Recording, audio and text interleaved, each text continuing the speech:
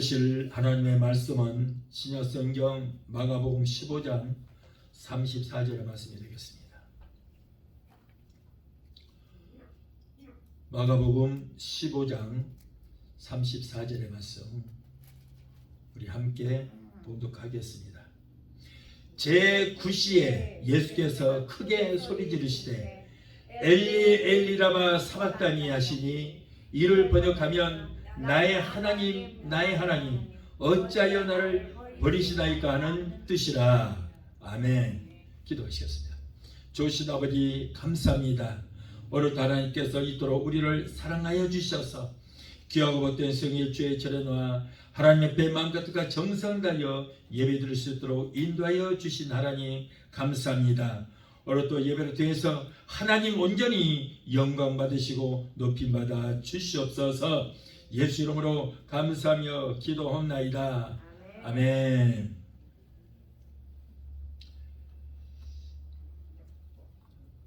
할렐루야. 오늘은 종료주일이고 내일부터는 고난주간입니다. 그리고 다음 주일날은 역사적인 부활절 예배로 드립니다. 예수님은 3년 반 동안 공생의 사역을 마치시고 고난과 죽음을 맞이하기 위해서 이제 예루살렘 성에 입성하셨습니다. 자, 오늘은 마가복음 15장 34절 본문을 해서 예수님의 가상칠언이라고 하는 제목으로 함께 은혜를 받고자 합니다. 예수님의 가상칠언입니다. 자, 예수님은 감람산 벳바기에서 새끼 나귀를 타시고 예루살렘 성에 입성하실 때 수많은 사람들이 종려나무 가지를 꺾어 들고 나왔습니다. 그리고는 호산나 다윗의 자손이여 찬송하리로다 주의 이름으로 오시느니여 라고 환호하면서 자신들의 겉옷을 벗어서 깔고 그리고 종려나무를 흔들었어요. 예수님께서는 목요일날 밤에 겟세마네 동산에서 기도하시다가 로마 군인들에게 잡혀가셔서 엄청난 고난을 당하시고 인류의 모든 죄를 홀로 담당하시고 다음 날이 우리 시간으로 금요일 오후 3시에 십자가에 달려 죽으셨습니다. 예수라고 하는 이름의 뜻은 자기의 많은 백성을 죄에서 구원할 자라고 하는 뜻입니다. 또한 고난은 우리의 죄 때문에 예수님이 받으신 저주와 고통을 의미하는 것입니다. 십자가는 로마에서 사형 도구로 쓰이는 도구였으나 예수님께서 십자가의 죽으심으로 구원의 상징이 되었습니다. 내일부터 한 주간은 이제 고난주간입니다. 자, 예수님은 그런데 왜 이렇게 십자가에서 고난을 당하셨을까? 그것은 바로 인간의 죄와 죄의 대가인 모든 이 사망을 철폐하시고 구원과 영생과 축복과 승리를 안겨주시기 위한 것입니다. 6월절 특사로 살인 강도인 바라바를 풀어주고 착하고 선한 일만 하시는 예수님을, 아무런 죄도 없은 예수님을 십자가에 못 박아 죽게 했던 것입니다. 십자가의 고통은 그 누구도 견딜 수 없는 아주 혹독한 형벌인 것입니다. 예수님께서는 운명하실 때까지 장장 6시간 동안을 이러한 고통을 당하시면서 사투를 벌이시다가 조용히 눈을 감으셨습니다. 이때 천지가 진동하며 태양이 빛을 잃고 온 천지가 캄캄하게 되었습니다. 그때야 로마 군인들과 백성들은 두려워 떨기 시작을 합니다. 빛 대신 예수님이 죽자 이제 어둠이 엄습하게 된 것입니다. 예수님께서 그 고통 가운데서 십자가에 장장 6시간 동안을 달려 계시면서 7마디 말씀을 남기셨는데 십자가 위에서 남기신 7마디의 말씀이라고 하여 우리는 가상칠언이다. 십자가 위에서, 그래서 가상 남기신 7마디 말씀 원자, 그래서 7마디 말씀이다. 자, 예수님이 십자가 위에서 남기신 마지막 말씀은 성경 66권의 핵심이요, 그리고 기독교 교리라고 할 수 있는 정말 중요한 아주 소중한 의미가 있는 말씀인 것입니다. 그래서 오늘은 이 말씀을 아주 집중을 해서 잘 들으셔야 돼요. 유튜브를 통하여 이 예배에 참석하신 여러분들도 오늘 이 말씀을 아주 잘 들어야 됩니다. 굉장히 의미가 있습니다. 오늘은 예수님이 남기신 말씀 7마디 말씀 한마디 한마디를 우리가 살펴보면서 십자가 위에서 남기신 7마디의 말씀의 중요성과 우리 주님께서 당하신 대속의 아픔과 그 고마움을 되새겨 보면서 우리가 함께 은혜를 나누고자 합니다. 자, 첫 번째로 하시는 말씀이에요. 십자가 달려 계시면서 첫 번째로 하시는 말씀이 누가복음 23장 34절에 아버지여 저희의 죄를 사하여 주옵소서 라고 하셨어요. 유대인들은 죄 없으신 예수님을 빌라도에 고소했습니다. 빌라도는 예수님이 아무런 죄도 없다는 것을 뻔히 알면서도 하나님의 아들을 못 받는 자리에 내어주고 말았습니다. 6월절 특사로 흉악한 살인 강도인 이 바라바를 풀어주고 착하고 선하기만 하시는 예수님을 십자가에 못 박아 죽게 했던 것입니다. 여러분 손톱 밑에 그 조그마한 가시 하나만 박혀도 얼마나 아픕니까? 온몸에 오한이 들고 온몸이 고통스러운데 요즘처럼 미끈하게 잘 다듬어지지도 않은 망치로 대충 두들겨서 만든 거칠고 녹이 쓴 굵은 못이 생살을 뚫고 들어가다가 뼈를 깨뜨리고 힘줄과 살을 뚫고 들어가니 얼마나 고통스럽겠습니까? 여러분 예수님의 그 몸에 십자가의 그 못을 박을 때에 손바닥에다 박는 것이 아니고 바로 이 손목에다 박았어요. 손목에다 박고 그리고 발목을 겹쳐서 이렇게 박을 때 여러분 이 뼈를 깨뜨리고 생살을 뚫고 들어갔으니 얼마나 고통스럽고 아팠겠어요. 예수님은 목요일날 밤 11시에 겟세마네 동산에서 기도하시다가 로마 군인들에게 체포되었습니다. 그리고 밤새 제사장들과 빌라도에게 끌려 다니시면서 신문을 받으시고 금요일날 새벽 6시에 30대 매를 맞으시고 그리고 사형 언도가 내려졌기 때문에 갑자기 사형 언도를 받았기 때문에 사형을 집행할 준비가 전혀 되어 있잖아요. 6시에 사형 언도를 받으시고 그리고 이제 1시간 동안 채찍에 맞으시고 7시에 십자가를 짊어지시고 골고다에 올라가시고 9시에 십자가에 달리셨기 때문에 사형 집행할 준비가 되어 있지 않았습니다. 못도 전혀 준비가 되어 있지 않았습니다. 그래서 로마 군인이 대장간에 가서 이제 부탁을 하니까 갑자기 지금 못을 만들어 달라고 하니 이거 할 수 없는 거예요. 그래서 그 전에 대충 망치로 두들겨서 만들다가 이제 방치해 놓았던 거친 못, 사각으로 이렇게 굵은 못이었어요. 이것을 대충 만들다가 그냥 던져놨더니 거기에 녹이 버럭게 쓸어 있었습니다. 거칠기 짝이 없습니다. 완성품이 아니요. 대충 만들다가 놔뒀던 것이기 때문에 자 이것을 대장자가 내어주자 로마 군인은 그 거칠고 녹이 쓴 못을 가져다가 예수님의 손목과 발목에 박을 때에 이렇게 뼈가 깨어지고 살이 찢겨나가는 그런 고통을 당했어요. 십자가의 고통은 그 누구도 견딜 수 없는 아주 혹독한 형벌인 것입니다. 예수님의 죽음은 너무나도 억울한 죽음이에요. 억울하고 견딜 수 없는 아픔과 고통 가운데서도 사랑과 긍휼이 한량없으신 주님의 첫 마디가 무슨 말씀이었어요? 우리 같은 인간이라면 아마 이렇게 기도했을 거예요. 하나님 아버지 저들을 당장에 하늘로부터 불을 내려서 불살라 태워 죽여버려 주세요. 이렇게 했을지도 몰라요. 내가 무슨 죄가 있습니까? 아무런 죄도 없는 나를 이렇게 고통을 당하게 하고 죽이니 저들을 그냥 불태워 죽여버리십시오. 이렇게 우리는 기도했을지도 몰라요. 그러나 우리 주님의 첫마디는 뭐예요? 누가복음 23장 34절에 예수께서 가라사대 아버지여 저들이 하는지를 알지 못합니다. 그러니 저들의 죄를 용서하여 주시옵소서라고 기도했어요. 우리 주님께서는 이 땅에 인간들에게 크신 사랑과 생명을 주셨음에도 불구하고 저 무지몽매한 유대인들은 폭력과 죽음으로 그들을 갚았어요. 그럼에도 불구하고 주님은 저들을 미워하지 아니하시고 아버지여 저들의 죄를 용서해달라고 죽음의 자리에서까지 죽음을 베푸시는 그 모습이야말로 희생주의를 할 수 있는 것입니다. 예수님을 따르는 우리도 예수님의 희생 정신을 이어받아야 될 줄 믿습니다. 용서할 수 없는 자까지도 용서하고 원수까지도 사랑할 수 있는 것은 그리스도의 고난에 동참하는 길인 것입니다. 자, 이제 두 번째 말씀입니다. 누가복음 23장 43절에 오늘 내가 너와 함께 나오니 있으리라.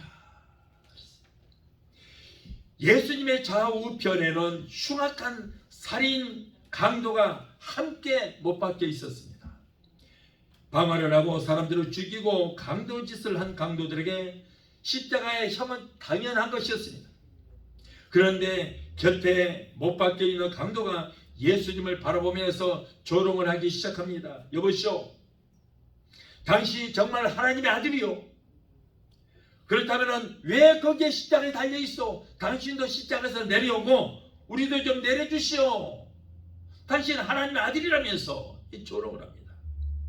이 말을 듣고 있던 다른 강도가 타이르듯이 대꾸합니다. 이보게, 자네나 나는 사람도 죽이고 강도짓을 하고 너무나 많은 나쁜 짓을 했기 때문에 십자가에 달려 죽는 것은 당연하지만은 옆에 계시는 이분은 죄는커녕 사람들을 위해서 좋은 일만 하다가 억울하게 돌아가시는 것을 그러면서 꾸짖었어요. 그리고 예수님을 향해서 말합니다. 예수여, 당신의 나라에 가실 때 나를 기억하소서. 같은 저지에 죽어가는 예수님의 모습에서 여러분, 한편 강도는 바로 하나님의 아들인 것을 알아보고 자신의 영혼을 부탁을 한 것입니다. 함께 못 박힌 한편 강도는 예수님의 모습에서 세상 죄를 지고 가는 어린 양의 모습을 보았던 것입니다. 사람은 어느 각도에서 보느냐에 따라서 영적인 것과 육적인 것을 분별할 수 있게 되는 것입니다. 이때 예수님은 그 살이 찢기는 고통 가운데서도 사랑의 눈길로 그 한편 강도를 바라보시면서 내가 진실로 진실로 내게 이르노니 오늘 네가 나와 함께 나오네 있으리라. 아멘. 죽음의 자리에서까지 인간들의 영혼에 관심을 보이신 우리 주님은 천하보다 귀한 그 영혼을 죽음의 자리에서 구하신 거예요. 당신도 지금 얼마나 고통스럽습니까? 당신도 죽어가면서도 옆에 있는 그 강도를 구원하는 그 모습을 우리는 볼 수 있어요. 진정한 희생은 내가 도움을 받아야 할 그 처지에 있을 때 남을 돕고 위로받아야 할 자리에 있을 때에 위로하는 것이 진정한 희생인 줄 믿습니다. 세 번째 말씀입니다. 요한복음 19장 26절에 여자여 보소서 아들입니다. 예수님께서 십자가 못 박혀 처형되는 그 모습을 어머니 마리아는 눈물을 흘리면서 고통 가운데 바라보고 있었어요. 고통 중에 움직일 때마다 팔목과 발목이 찢겨나가는 그 모습을 보고 차라리 내가 저 십자가에 달려서 내가 저 고통을 당했으면 얼마나 좋을까 하는 그런 생각을 하면서 마음 아파했던 것입니다. 예수님께서는 그 처절한 고통 가운데서도 어머니를 십자가에서 내려다보시면서 여자여 보소서 아들입니다 하고는 요한에게 그 어머님을 부탁하는 자상함을 보였어요. 그 고통 가운데 죽어가면서도 어머니를 요한에게 부탁하는 자상함을 보이셨습니다. 예수님은 믿지 않은 동생들에게 그 사랑하는 어머님을 맡기고 싶지 않았던 것입니다. 믿지 않은 형제는 여러분 내 교회 식구만도 못할 때도 있습니다. 예수님의 동생들은 오순절날 마가다락방에서 성령 세례를 받기 전까지는 주님을 영접하지 않았어요. 오히려 그 전에는 그 예수님이 형님을 이상한 사람, 정신 이상자라고 봤던 것입니다. 그런데 성령을 받고 나서부터 그들의 영안이 열려져서 형님이 바로 하나님의 아들이요 그가 메시아인 것을 알게 됐어요. 아무튼 효자이신 예수님은 죽음의 자리에서까지 어머님을 챙기는 그런 자상함을 보였던 것입니다. 하나님께서 우리에게 주신 계명 중에 제5계명이 뭡니까? 내 부모를 공경하라 그랬어요. 내 부모를 공경하라. 여러분, 눈에 보이는 부모도 섬기지 못하면서 보이지 않은 하나님을 섬긴다고요? 그것은 잘못된 것입니다. 그건 잘못된 믿음인 것입니다. 믿지 않은 자도 부모에게 효도하는데 하나님의 계명을 지켜야 할 성도가 계명을 어기고 부모에게 효도하지 않는다면 여러분 그것은 분명 거짓 성도일 것입니다. 돈도 벌고 출세할 때 부모님께 잘 해드리는 것도 좋지만은 죽어가면서까지 어머니를 부탁하는 그 효심이야말로 우리가 당연히 본받아야 할 성도의 삶인 줄 믿습니다. 효도 중에 최고의 효도는 뭐예요? 머지않아서 이 세상을 떠나야 할 부모님께 좋은 곳에 여행시켜 드린다고 이것이 효도가 아니에요. 여러분 최고의 효도는 그 영혼을 전도해서 예수 믿게 하고 천국 가게 하는 것이 최고의 효도인 줄 믿습니다.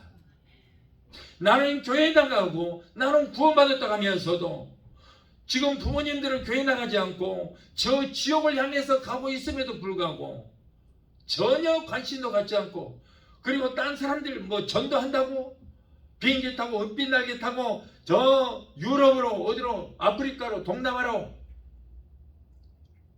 선교 다닌다고요? 그거는 거짓말이에요. 그거는 여러분 관광 다니고 여행 다니는 것이지 무슨 놈의 선교입니까? 선교는 돈 싸가 들고 관광 다니는 거예요. 정말 여러분 우리가 선교한다면 내 가족부터 선교해야 돼요. 내 가족부터. 내 부모님은 지금 지옥을 향해서 가고 있는데 내 남편, 내 아내, 내 자식들은 지금 지옥을 향해서 가고 있는데 거들떠보지도 않고 지옥 가거나 말거나 거들떠보지도 않고 그리고 비행기 타고 돈 싸들고 선글라스 끼고 돌아다니며 사진 찍어 와서 그것이 선교라고요? 거짓말하지 마세요. 거짓말. 여러분 선교는 내 가정에서부터 이루어져야 될 줄 믿습니다. 내 가족부터 내 이웃부터. 여러분 전도의 대상이 멀리 있는 거 아니에요. 여러분 내 전도의 대상은 내 이웃들, 내 가족들, 부모, 형제가 선교의 대상인 줄 믿습니다. 먼저 우리가 할 것이고 나중에 할 것이 있습니다. 그래서 여러분 최고의 효도는 뭐예요? 아직 예수 믿지 않은 부모에게 전도하는 것이, 그래서 그분의 영혼을 구원받고 천국 보내드리는 것이 최고의 효도인 줄 믿습니다. 맛있는 음식 만들어 잘 대접해드리고 좋은 옷 사드리고 그리고 좋은 곳에 여행시켜드리는 그것이 효도 아니에요. 여러분 그런 것은 자녀로서 당연히 부모에게 해드려야 할 도리일 뿐이지 그것이 효도 아니에요. 진짜 효도는 감사한 마음 잊지 않고 예수 믿고 구원받게 하시고 그리고 천국 보내드리는 것이 최고의 효도인 줄 믿습니다. 예수 믿지 않고 구원받지 않고 여러분 죽으면 어디 가겠어요? 그 영혼이 지옥 가서 얼마나 고통당하겠어요? 영원토록 고통 가운데 있지 않겠어요? 그런 영혼을 그러한 부모의 영혼을 구원시켜서 천국에 보내드려서 영원토록 하나님 나라에 살게 하는 것이 이것이 최고의 효도인 줄 믿으시 바라요. 여자여 보소서 아들이니다 라고 하신 말씀 속에는 또 다른 뜻이 담겨져 있습니다. 한평생 인생을 살면서 진정한 삶의 의미도 모르고 인생이 어디에 사서 왜 살며 어디로 하는지 알지 못하고 바람 불면 바람 부는 대로 물결치면 물결치는 대로 덧없이 개처럼 살다가 인생을 마감하는 사람들이 얼마나 많이 있습니까? 그러나 예수님의 이 말씀은 당신의 이 아들은 이 땅에 와서 비록 짧은 생애를 살았지만은 결코 삶의 목적을 잃지 않고 남을 위해서 보람되게 살다가 이렇게 자랑스럽게 죽어갑니다 라고 하는 의미가 담겨져 있는 것입니다. 자신의 존재, 삶의 분명한 목표 의식을 가지고 살아간다는 것이야말로 생을 가장 값지게 살아가는 방법인 것이 여러분 믿으시기 바랍니다. 네 번째입니다. 마태복음 27장 46절, 마가복음 15장 34절에 엘리 엘리 라마 사박다니. 예수님은 너무나도 괴롭고 고통스러워서 하나님을 찾아오삽니다. 이 말씀의 의미는 하나님이여 하나님이여 어찌하여 나를 버리시나이까 라는 뜻입니다.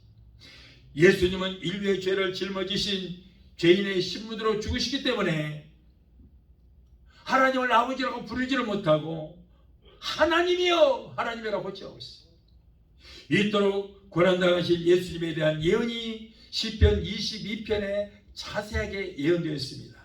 시편 22편 1절에 다윗이 내 하나님이여 내 하나님이여 어찌하여 나를 버리셨나이까 어찌하여 나를 멀리하여 돕지 아니하시나이까 라고 절규하신 이 말씀을 인용하시는 말씀. 하나님은 독생자 예수를 이 땅에 보내어 세상 죄를 지고 가는 것 십자가를 지게 만드셨어요. 그리고 죽게 만드셨습니다. 아담의 범죄로 인류는 저주를 받게 되었고 아담의 피를 이어받은 이 저주받은 인류는 저주의 상징인 십자가에서 다 죽어야 했는데 하나님께서는 우리의 모든 죄를 우리에게 묻지 아니하시고 아들에게 전가시켜서 대속의 피를 흘려 죽게 만드셨던 거예요.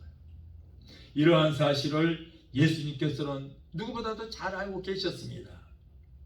그러나 살을 찢고 들어오는 이 고통만큼은 도저히 참을 수가 없습니다. 마침내 예수님은 더 이상 참지를 못하고 하나님께 부르짖습니다.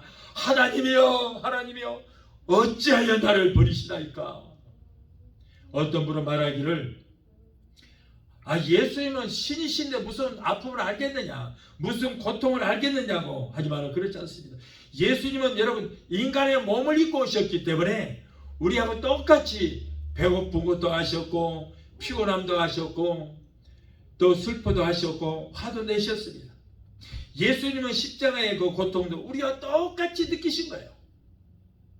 예수님은 하나님 이 세상은 살리시고 나는 이렇게 고통스럽게 죽게 하십니까?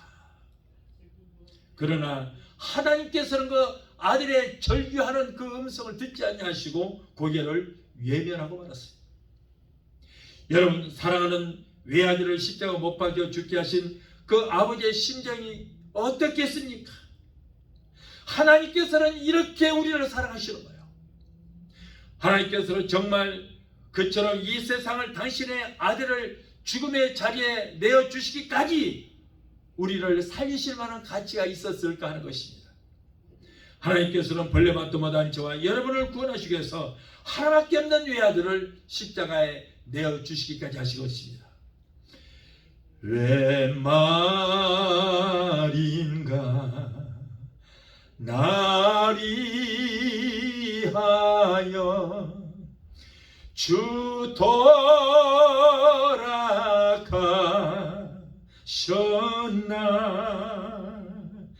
이 벌레 같은 나리에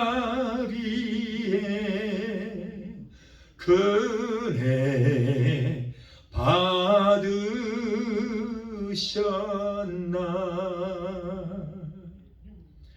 다섯 번째 말씀입니다. 요한복음 19장 28절에 내가 목마르다.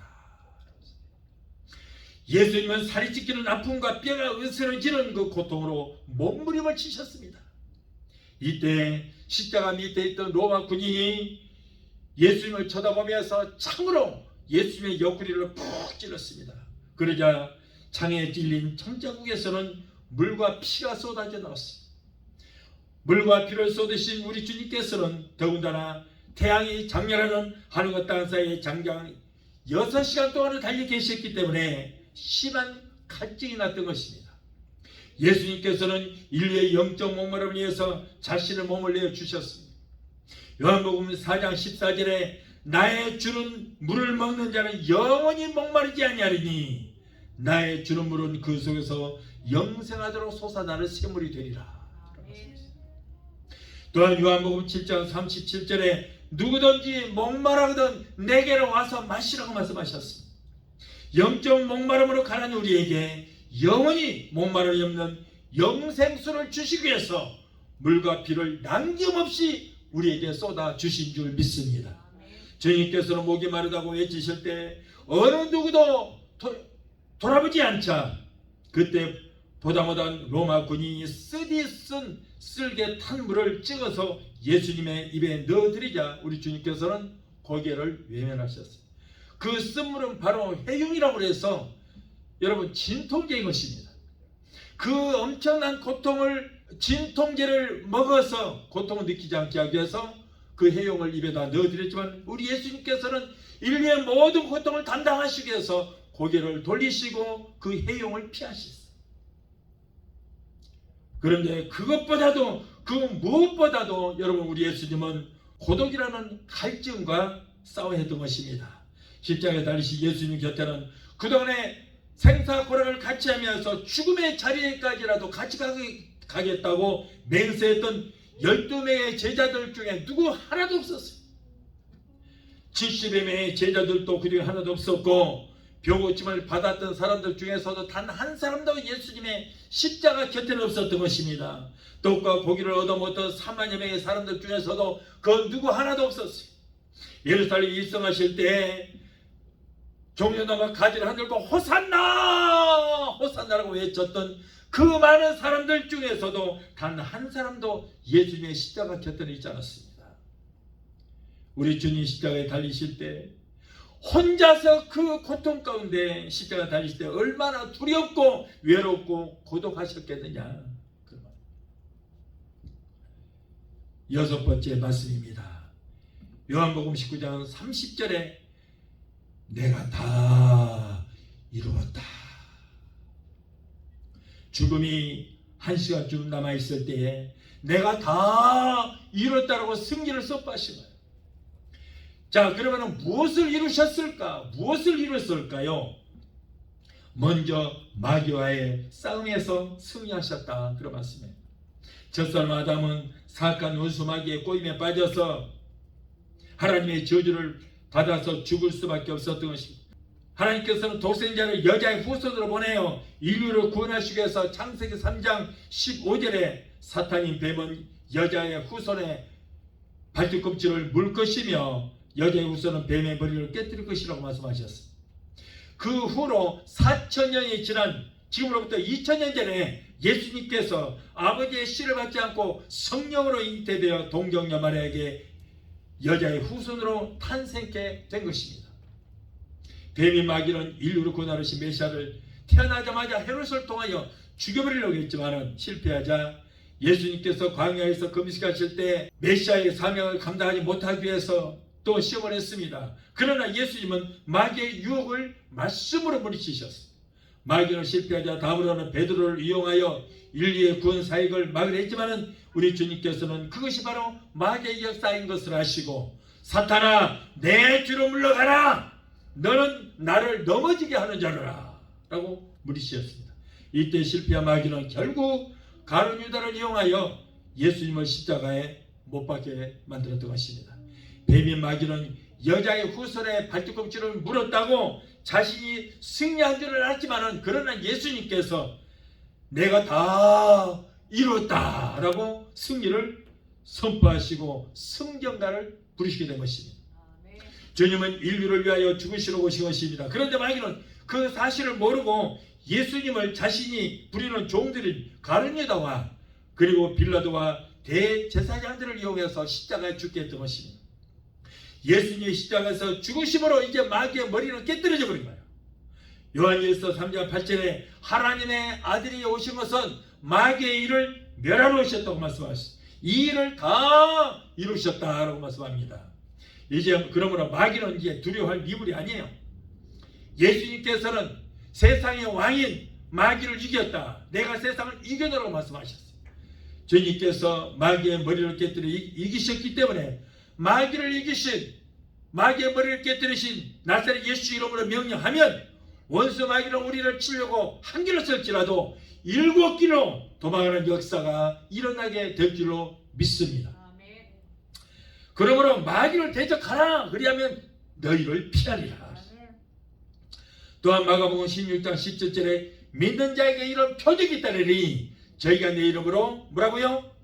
귀신을 쫓아내며 그랬어요. 또한 구약의 예언이 이사야서 53장 5절의 말씀을 다 이뤘습니다. 그가 찔림은 우리의 허물을 인하며 그가 상함은 우리의 죄악을 인함이라. 그가 징계를 받음으로 우리가 평화를 누리고 그가 채찍에 맞음으로 너희가 나음을 입었다 그랬어요. 이 일을 다 이뤘다는 거예요. 예수님께서 머리에 가시관을 쓰심으로 우리는 죄악의 시조인 아담으로부터 내려왔던 이 원죄와 그로 인한 저주에서 속량함을 받아서 아브라함의 복을 받게 된 줄 믿습니다. 그러므로 예수 안에 있는 저와 여러분은 이제 저주와 가난과는 우리가 상관이 없게 되었습니다. 갈라디아서 3장 13절에 그리스도께서 우리를 위하여 저주를 받은 바 되사 율법의 저주에서 우리를 속량하셨으니 기록된 바 남의 달리자마다 저주 아래 있는 자라 했습니다.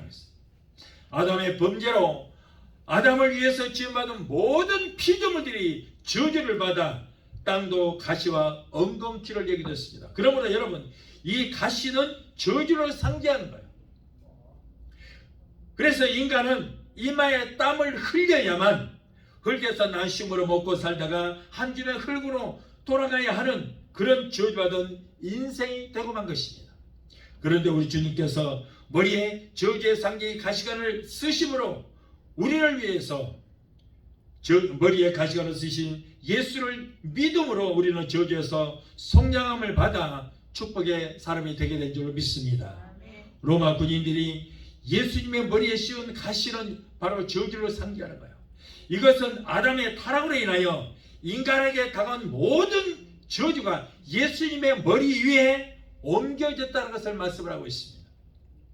그러므로 이제 우리는 가난하게 살아야 할 이유가 있어요, 없어요? 없어졌습니다. 여러분, 이제는 가난은 저주의 상징인 거예요. 그런데 갈라디아서 3장 14절의 말씀처럼 예수님께서 이와 같이 저주를 받으신 목적이 뭐예요? 예수 안에서 아브라함의 복이 이방인에게 우리에게 미치게 하려 함이라 라고 말씀하셨습니다. 그러므로 예수님을 믿는 저와 여러분은 이미 저주에서 속량함을 받은 자들이요, 아브라함의 축복을 풍성히 받아서 누리고 나누고 베풀며 살아야 할 자격이 있게 되는 것을 믿으시 바랍니다. 여러분, 예수님께서 이 땅에 계실 때 얼마나 가난하게 사셨는지 몰라요. 여우도 굴이 있고 공기에 새도 깃들 곳이 있지만은 인자는 머리 둘 곳이 없다고 할 정도로 이슬을 피할 집도 없었어요. 노숙 생활했어요. 그래서 예수님은 여러분 노숙자의 시조가 되는 거예요. 금도 내 것이요, 은도 내 것이요, 천상천하 모든 만물이 다 주의 것이지만은 그렇게 가난하게 살았던 이유가 뭐냐? 바로 고린도 후서 8장 9절에 있어. 우리 주 예수 그리스도의 은혜를 너희가 알거니와 부요하신 자로서 너희를 위하여, 누구를 위하여? 우리를 위하여 가난하게 되심은 그의 가난함을 인하여 너희로 부요케 하게 하니라. 하늘과 땅의 모든 권세와 모든 것을 다 가지신 우리 주님, 부요하신 분이 그렇게 가난하게 산 이유는 바로 우리의 가난함을, 우리의 가난을 예수님이 다 담당하셨단 말이에요. 다 짊어지셨어요. 그래서 그렇게 가난하게 사셨다. 그러므로 이제는 우리는 가난하게 살아야 할 이유가 없어졌습니다. 이제 우리는 신명기 28장의 말씀처럼 하나님의 말씀을 삼가 듣고 하나님이 오늘날 우리에게 명하신 모든 말씀대로 행할 때에 우리에게 복이 임하되 세상 어디로 가든지 머리가 되고 꼴이 되지 않고 위에만 있고 아래에 있지 아니하며 그리고 모든 민족이 뛰어나게 하실 것이요, 성읍에서도 복을 받고 들에서도 복을 받을 것이며 광주리와 떡반죽 그릇이 복을 받고 몸에 소생인 자녀들이 복을 받을 것이요, 집에서 기르는 우양의 새끼가 복을 받고 들어가도 복을 받고 나가도 복을 받고 손으로 하는 모든 일에 복이 말 것이다 이렇게 말씀을 하고 있어요. 할렐루야. 그런데 오늘날 많은 사람들이 축복 하면은 기복신앙이라고 이렇게 비판하는 사람들이 있어요. 여러분 축복 하면 기복신앙을 하신 분들에게 제가 말씀합니다. 절대 복 받지 마시고 타고난 대로 가난하게 사시기를 예수 이름으로 축원합니다. 아멘. 또 그 말 듣고 아멘 하신 분, 예, 그렇게 사세요. 절대 그런 분들은 자녀들 복 달라고 기도하지 마세요. 기도하지 마시라고. 왜? 복 받는 것이 기복신앙이라며. 여러분, 제가 분명히 말해요. 기독교만이 복의 종교인 줄 믿습니다. 하나님만이 복의 근원이 되시는 거예요. 복의 근원 강림하사 찬송하게 하소서. 하나님만이 복을 주시는 것입니다. 여러분 아무리 미개한 나라를 할지라도 하나님의 복음이 들어가면 다 여러분 문명국가가 되고 복받는 나라가 다 되는 거예요. 미국이라는 나라가 여러분 230년 역사도 없는 나라예요. 그런 나라가 기독교 복음으로 세워진 나라이기 때문에 하나님께서 모든 민족 위에 뛰어나게 할 것이요 나눠줄지라도 구임을 받지 않은 나라로 하나님 축복이시잖아요. 온 나라를 온 세계를 치리하는 여러분 파수꾼의 나라로 세워주시잖아요. 230년도 못된 나라가 5000년 이상의 나라를 가진 나라들을 지배하고 정복하고 다스리고 있잖아요. 중국 사람들이요 미국을 얼마나 무시하는지 아세요? 왜 무시하는지 왜 그래요? 역사가 없는 나라라고 무시해요. 그러는 너희들은 5000년 역사 갖고 뭐하고 있어요? 바보들아. 하나님이 없으니까 저렇게 살지 저 땅으로 공살지. 우리는 여러분 역사는 없어도 하나님이 복을 주시기 때문에 모든 민족 위에 뛰어난 파수꾼의 나라가 된 줄을 믿습니다. 여러분 미국 바이든 대통령이 늙었다고 무시하지만 바이든이 콧방귀 한번 맡기면 온 세계가 그냥 다 날아가버렸다. 이 하나님 높여주시잖아요. 여러분 그러므로 우리가 하나님만 잘 믿으면 하나님께서 복을 내려주시게 될 줄 믿습니다. 왜? 하나님이 복의 근원이 되시기 때문에 어디 가서 아무리 빌어봐요 복 주라. 축복하면 기복신앙 하신 분들이 오히려 그런데 자기 자식들 복달라고 얼마나 기도한지 몰라요. 웃기고 있어요. 이게 얼마나 이기적입니까? 강대상에서 성도들에게는 축복하면 기복신앙이라고 해놓고 자기는 숨어서 하나님 내 아들 딸들 내 손자 손녀 축복해 주시옵소서 우리 교회 축복해 주시옵소서 왜 그럼 기도하냐고 하지 말아요. 가증스럽게. 여러분 제가 분명히 말씀드립니다. 구원을 외치지 않고 축복만 달라고 하면 기복신앙이에요. 그거는 분명히. 그러나 저와 여러분은 이미 구원을 받았고 이 땅에 살지라도 우리는 여러분 이미 천국을 누리며 살고 있어요. 근데 천국은 가난이 있어요 없어요? 없어요. 우리는 이 땅에 살지라도 천국의 삶을 살고 있기 때문에 여러분 천국의 축복이 우리에게 임하는 것이 당연한 것입니다. 우리의 영혼은 구원을 받았기 때문에 복이 임하는 것이 당연한 거예요. 그래서 여러분 우리는 하나님 예배하신 복 달라고 우리는 기도할 수 있는 것입니다. 저와 여러분들은 마음껏 복을 받아 누리고 베풀며 살게 되시기를 예수 이름으로 축원합니다. 그런데 여러분 왜 복을 못 받습니까? 구하지 않아서 그런 거예요. 구하지 않았어. 하나님의 이런 말씀 믿고 복을 구하는 자에게 믿음으로 구하는 자에게 주시게 될 줄로 믿습니다. 그러므로 복을 구하게 되시기를 바라요. 할렐루야. 다음으로 제가 채찍의 마지막으로 너희가 나음을 입었도다. 여러분 기독교는 영적인 병, 육적인 병 고치는 종교예요. 여러분 기독교는 이렇게 병 고치는 종교입니다.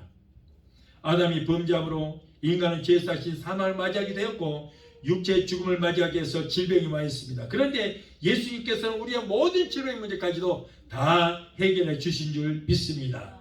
그래서 이사야서 53장 5절에 저가 채찍에 맞음으로 너희가 나음을 입었다 그랬어요. 예수님께서는 우리의 질병의 문제까지도 다 이뤄놓으셨어요. 그러므로 믿는 자에게는 몸이 아파 고통당하는 것은 절대 하나님의 뜻이 아닙니다. 하나님은 우리를 사랑하시되 우리에게 질병을 주는이 질병을 굉장히 미워하시는 것입니다. 예수님께서 40대 한대 가만 39대 매를 맞으셨는데 예수님께서 채찍에 맞아서 온몸이 갈기갈기 찢기고 뼈가 으스러지고 피 흘려 고통당하신 것은 우리를 질병에서 치료하시기 위함인 줄 믿으시 바라요. 어떤 분이 말씀하시기를 병들어 고통당하는 것도 그리스도의 고난에 동참하는 길이라 그러는데 그런 소리 하지 마세요. 하나님은 절대 우리에게 질병을 주지 않습니다. 여러분, 질병은 대부분 마귀로부터 오는 경우가 있고, 그리고 내가 몸 관리를 잘못해서 내 몸을 무리해서 오는 경우도 있고, 음식을 잘못 먹어서 오는 경우도 있습니다. 여러분, 이러한 문제까지도 다 이루셨어요. 예수님께서 이 땅에 오셔서 하신 일 중에 세 가지가 있어요. 종합적으로 세 가지입니다. 뭐예요? 마태복음 9장 35절에 천국 복음을 전파하시고, 두 번째로 하나님 말씀을 가르치고, 세 번째로 모든 병과 약강에서 고치는 일을 하셨다. 그러므로 여러분, 우리의 질병을 치료하시기 위해서 채찍에 맞으신 예수 이름으로 우리는 질병을 다도히 명령하여 꾸짖어서 쫓아버리게 되시기를 예수 이름으로 축원합니다. 나에게 고통을 주는 질병아, 나의 질병을 위해서 채찍에 맞으신 나사렛 예수 이름으로 배우니 내게서 따라 갈지어다. 예수 이름으로 갈지어다라고 명령해서 쫓게 되시기를 바랍니다. 또한 이제 인류의 구원을 다 이루셨습니다. 아담 이후에 모든 인간은 모두가 죄인이었고 그들이 구원받는 일은 율법을 지키는 일과 어린 양을 잡아서 자신의 죄를 제물에게 전가시켜서 대신 죽이는 방법밖에 없었습니다. 그러나 어린 양으로 오셔서 제물이 되어 나 대신 죽어주신 예수 그리스도를 믿음으로써 구원의 문은 활짝 열려지게 된 줄 믿습니다. 우리의 죄값은 2000년 전에 예수님께서 자기의 생명 바쳐서 피값으로 다 지불해 주셨기 때문에 이 사실을 믿으면 구원을 받게 된 것을 믿게 되시기를 예수 이름으로 축원합니다. 이제 마지막 7째 말씀이 있습니다. 누가복음 23장 46절에 아버지여 내 영혼을 부탁하나이다 라고 하고 운명하셨어요. 예수님께서 이러한 영혼을 하나님께 부탁하시면서 6시간 동안 사투러 버리시다가 조용히 눈을 감으셨습니다. 이때 천지가 진동하며 태양이 빛을 잃고 온 천지가 캄캄하게 되었어요.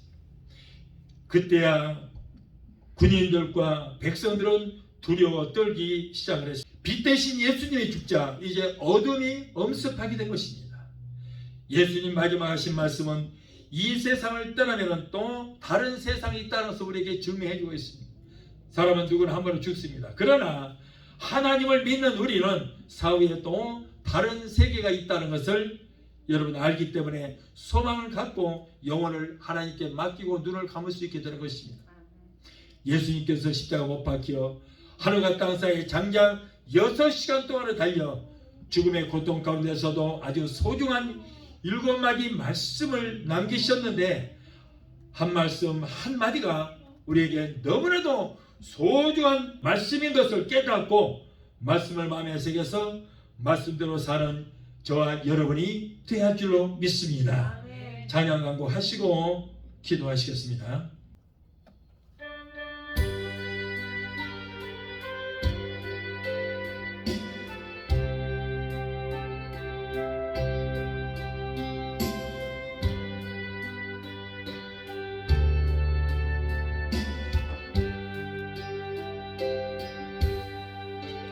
그때 그 무리들이 예수님 못 박았네.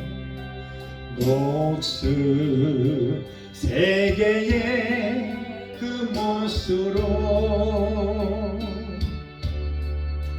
망치 소리 내 맘을 울리며 피 흘렸네. 그 피로 내게 씻었네.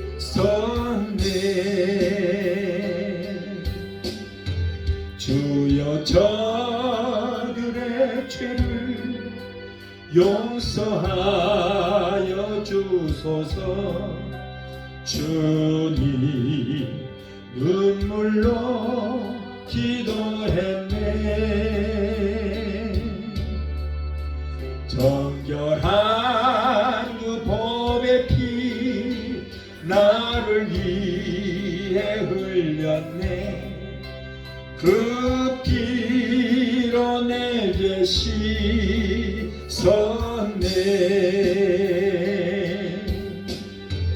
비웃는 그 무리들 주님 못 벗긴 후에 그 몸 깊숙이 찔렀네.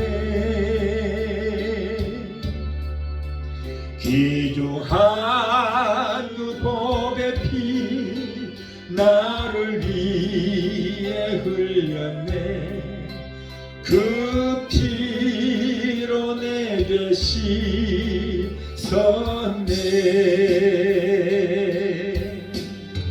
주여 나의 영혼을 받아주시옵소서. 그때 구원을 이루셨네.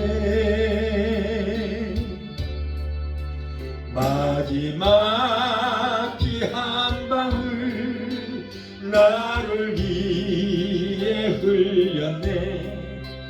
그 피로 내게 씻었네. 기도하시겠습니다. 잠으로 주신 아버지 감사합니다. 오늘은 예수님의 가상 7원이라고 하는 귀한 말씀으로 은혜 주심을 감사합니다. 우리 예수님 십자가에 달리실 때 얼마나 아팠습니까? 예수님 얼마나 외로우셨습니까? 그 배신감 때문에 얼마나 고통스러웠습니까? 그럼에도 불구하고 예수님께서는 원수들을 위해서 기도하셨고 어머니를 맡기는 자상함까지 보이셨고 죽음의 자리에서까지 한편 강도로 구원하셨습니다. 죽음의 자리에서까지 우리를 위해서 그 고통 가운데 그 채찍에 맞으셨고 영불에 창을 맞으셨고 양손과 양발의 대못에 박혀 처절하게 고통 가운데서도 끝까지 우리를 위해서 기도하시는 그 모습을 바라볼 때에 우리는 그런 예수를 말로는 믿는다면서도 예수님 마음에 얼마나 못을 박았는지 모릅니다. 우리의 모든 죄와 허물을 용서해 주시고 이제는 우리를 위해서 십자가에 신 예수를 바라보면서 우리도 예수 그리스도와 복음을 위해서 예수님의 십자가를 지고 주님을 따를 수 있는 우리 모두가 되게 도와주시옵소서. 아버지 죽음도 맞이하지 않고 우리를 위해서 인류를 위해서 희생당하신 예수님을 바라보면서 우리도 복음을 위해서 당하는 핍박과 어려움을 견디며 끝까지 주님을 따를 수 있는 하나님의 귀한 백성들이 다 되게 도와주시옵소서. 예수 이름으로 감사하며 기도합나이다. 아멘. 지금은 우리를 죄에서 구원하신 예수 그리스도의 그 무한하신 은혜와 아들까지도 아끼지 아니하시고 우리를 위해서 내어주시기까지 우리를 사랑하시는 아버지 하나님의 그 극진하신 사랑과 보혜사 성령님의 내주 교통 충만 역사하심 은혜가 오늘 주일예배에 참석하여 말씀으로 은혜받고 돌아가는 귀한 성도들의 가정과 가족과 직장과 사업장과 자녀들과 생업과 모든 범사 위에 유튜브로 통하여 예배 참석하신 하나님의 귀한 백성들 저들의 가정과 가족과 직장과 사업장과 자녀들과 생업과 모든 범사 위에 베데스다 순복음교회 지금부터 영원토록 함께 하시기를 간절히 축원하옵나이다. 아멘.